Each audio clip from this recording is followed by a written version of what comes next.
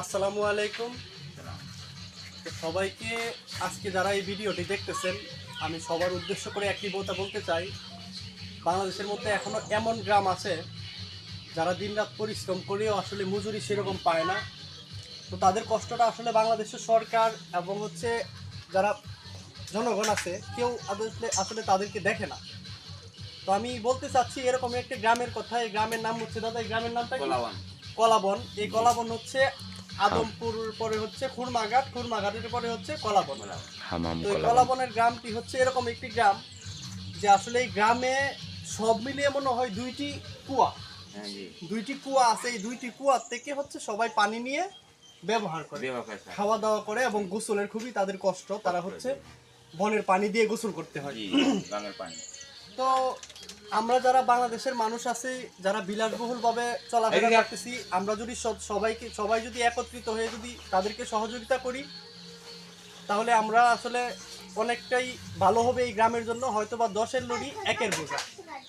তো যারা যারা এই গ্রামের উদ্দেশ্যে আমি একটা কথাই বলতে চাই যে আসলে সবাই যারা প্রশাসনের লোক আছেন এবং সরকার আছেন এই গ্রামে দেখেন এবং তাদেরকে পানির ব্যবস্থা করে দেন।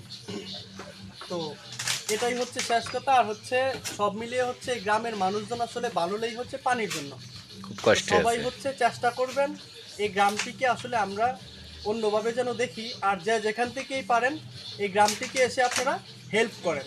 প্রশাসনের লোক বলেন এবং মন্ত্রণালয়ের লোক বলেন, সরকারি লোক বলেন, সবাই এই গ্রামে এসে আপনারা এই গ্রামটাকে দেখেন। এবং আমি এই গ্রামে ফার্স্ট টাইম আসলাম, আসার পরে যেটা বুঝতে পারলাম এই গ্রামে বেশিরভাগই মাটির ঘর।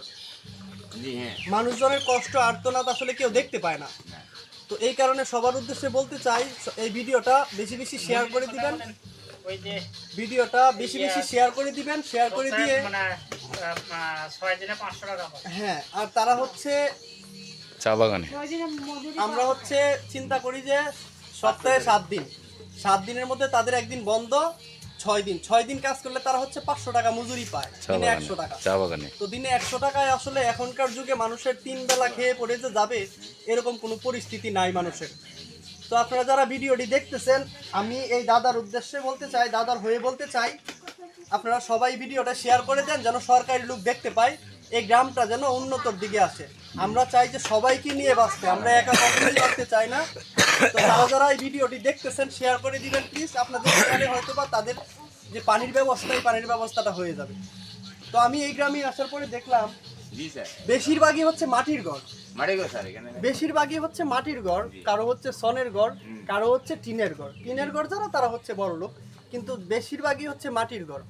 তো আসুন সবাই এই গ্রামের উদ্দেশ্যে আমি বলতে চাই, এই গ্রামে আসেন সবাই, আসার পরে এই গ্রামটিকে আমরা উজ্জ্বল দেখতে চাই। তো সবাই ভালো থাকবেন, সুস্থ থাকবেন, এই গ্রামের দিকে একটু খেয়াল রাখবেন।